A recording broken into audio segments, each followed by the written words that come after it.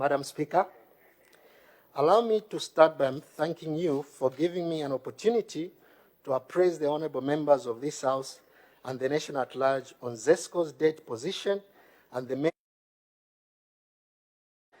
measures that are currently being undertaken to improve the company's financial performance.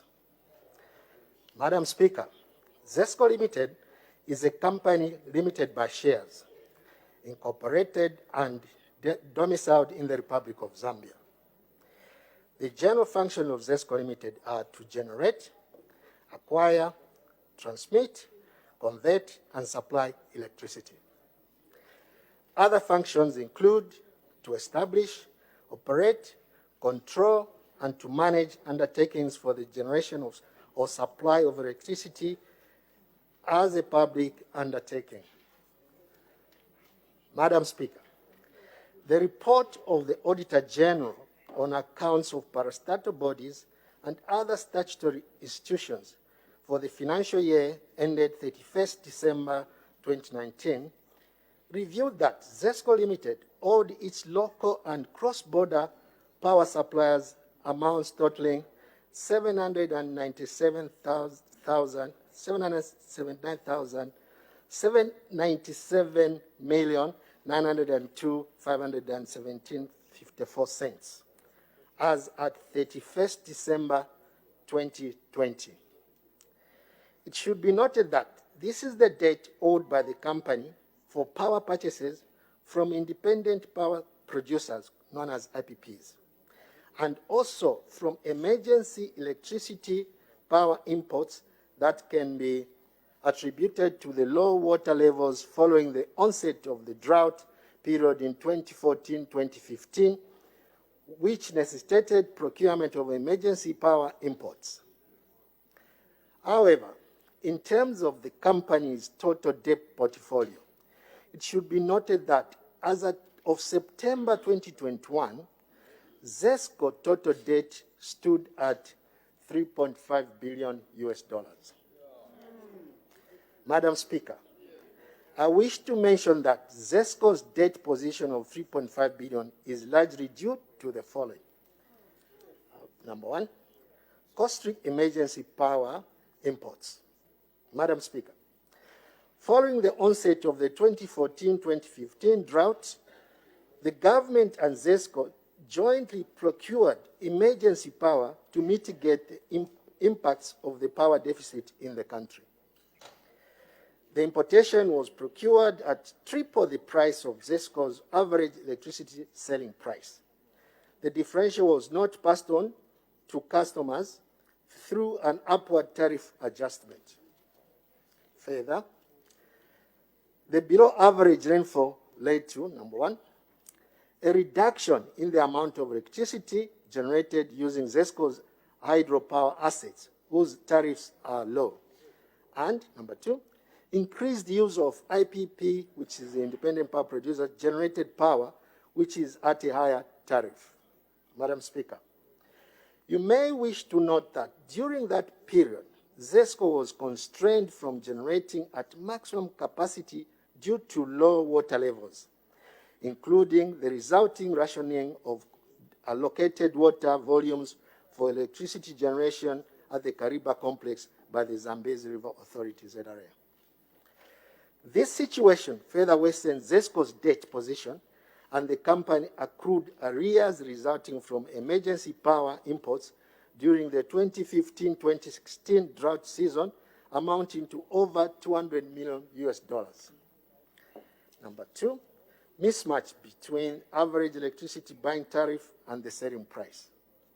Madam Speaker, in order to supplement ZESCO's generation and diversify the energy mix, ZESCO, as the preferred off-taker, entered into power purchase contracts with independent power producers for the supply of power to the national grid and to mitigate the impact of power deficit. The mismatch in electricity tariffs is as a result of the fact that ZESCO currently buys power from IPPs at an average tariff averaging 11 cents per kilowatt hour and sells it at an average 7 cents per kilowatt hour to its customers. So there's that disparity. At the time, it was expected that the tariffs would be allowed to migrate to cover the cost of new IPP generation by the time the plants would come online. The law of the time provided that ZESCO make tariff applications annually to recover the allowable costs. Due to delays in tariff applications approvals, ZESCO began accruing arrears with its independent power producers, that is Mamba Collieries, Ndola Energy, Itezi Power Corporations, which currently stand at $1.1 billion US. Despite generating only 20% of the power sent out by ZESCO, IPPs consume 47% of ZESCO's entire revenue. This mismatch in pricing is a major cause of the financial distress that ZESCO is currently experiencing. Number 3, non-payment of bills by GRZ and mining customers. Madam Speaker, as at August 2021, ZESCO Limited was owed in excess of $39 million US by the government through the central government, water utility companies, local authorities, and parastatals, to name a few. This has compounded the financial challenges being faced by the company. In addition, disputed invoices and the inability to pay by mining companies such as KCM, FQM, as well as the Copper Belt Energy Corporation, which is CEC, has resulted in these entities owing ZESCO a combined $886 million US as at August 2021. As a result of this late payment, penalties on late payment increased to $60 million US. There has been an increase in the percentage of amounts due to ZESCO for goods or services delivered that are expected to be uncollectible, amounting to $0.6 billion over the period 2018 to 2020. Number 4, depreciation of the kwacha against the US dollar. Madam Speaker, it is worth noting that ZESCO has been borrowing to fund large capital projects such as the Kafue Gorge Lower project. About 95% of the company's borrowing are pegged to the US dollar. Further, 70% of ZESCO's operating costs, which include servicing the power purchase agreements for offtake of power from independent power producers, are also in US dollars. What this entails, Madam Speaker, is that when the kwacha depreciates against the dollar, the company makes losses.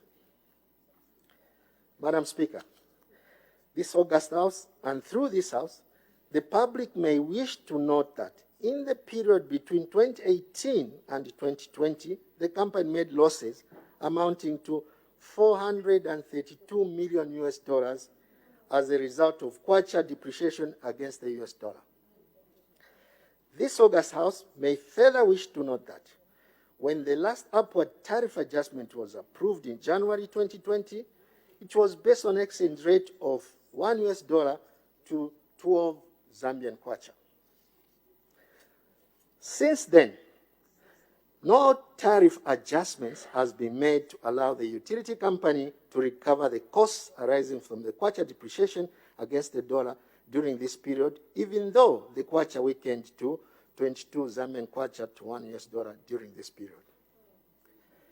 This has and continues to negatively affect the financial performance of ZESCO Limited. So we got to propose mitigation measures. Madam Speaker, admittedly, there are other operational inefficiencies that affect revenue generation and collection by the utility company which need to be addressed as a matter of urgency. In mitigating and turning around the company's business model, ZESCO Limited has embarked on a turnaround strategy to improve its financial position. The strategy seeks to stabilize, recover, and improve the company's financial performance over the period 2021 to 2025. The following are some of the measures that are proposed to be implemented in the turnaround strategy. Number 1, debt management. A, engagement with mining customers and the Copperbelt Energy Corporation, PLC, which accounts for 60% of the revenues, with the view to renegotiate tariffs to cost-reflective levels. B, renegotiation of IPP tariffs to a level that allows settlement of monthly invoices and, when they fall due, to stop the accrual of arrears. C, formulation of a payment plan to clear IPP arrears. This will involve engaging IPPs for an agreement on a payment plan for outstanding debt that allows settlement of arrears while allowing ZESCO to continue operating as a going concern. D, the settling of arrears to local IPPs arising from tariff to differential between IPP's purchase tariff and the ZESCO average selling tariff, amounting to $1.1 billion. E, conversion of loans contracted by government on behalf of ZESCO to equity in order to clean up the ZESCO balance sheet position. F, engagement of lenders on long-term debt restructuring through extension of the respective repayment periods to free up liquidity for other operational expenses. Number 2, enhanced revenue collection. A, engage Pocola Copper Mines, KCM, over liquidation of arrears of over $175 million and agree on a sustainable mechanism for KCM to settle the full monthly invoices of $5.5 million as they fall due.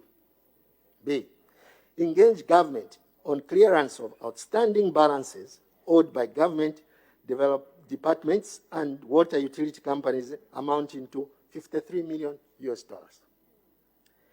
C, develop innovative ways of financing capital investments that allow ZESCO to enter new frontier markets in order to earn and generate significant dollar revenue and be aligned with ZESCO's long-term strategy to become the hub for electricity trading in the region. Madam Speaker, a team comprising of experts from the Ministry of Energy, which is my ministry, Ministry of Finance, the Industrial Development Corporation, which is IDC, and ZESCO Limited, has been tasked with assisting ZESCO Limited to implement this strategy. It is our expectation that through the implementation of ZESCO's turnaround strategy, ZESCO will, number 1, reset the relationship with its mining customers and CEC, which account for 60% of its revenue, such that ZESCO is able to charge cost-reflective tariffs. Rebase its relationship with independent power producers, IPPs, and agree long-term sustainable offtake tariffs. 3, reduce operational expenses leading to savings totaling $75 million over the period 2021 to 2025. Number 4,